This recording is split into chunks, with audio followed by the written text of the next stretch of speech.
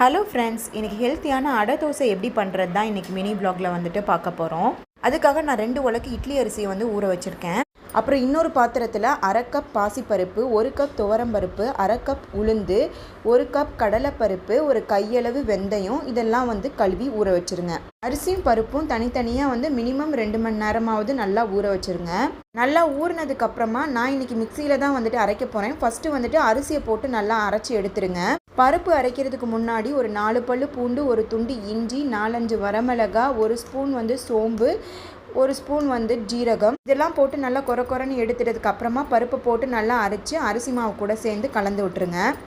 நல்லா கலந்து விட்டதுக்கப்புறமா தேவையான அளவு உப்பு, 1 ஸ்பூன் வந்து மஞ்சத்தூள், கொஞ்சமாக வந்துட்டு பெருங்காயத்தூள், அப்புறம் நான் இன்றைக்கி வந்து ஒரு 3 பெரிய வெங்காயத்தை வந்துட்டு நல்லா சாப் பண்ணி வந்துட்டு போட்டிருக்கேன். அப்புறமா ஒரு கொத்தளவு வந்துட்டு கருவேப்பில் மல்லியை வந்துட்டு நல்லா குட்டி குட்டியாக சாப் பண்ணி வந்து போட்டு நல்லா மிக்ஸ் பண்ணி விட்டுருங்க. இப்போ வந்து நம்மளோட அடை தோசை மாவு வந்துட்டு ரெடி ஆயிடுச்சு. இந்த அடை தோசைக்கு தொட்டுக்கிறதுக்கு நான் இன்றைக்கி வந்து தேங்காய் சட்னி தான் வந்துட்டு பண்ணியிருக்கேன். நல்லா தண்ணியான தேங்காய் சட்னி.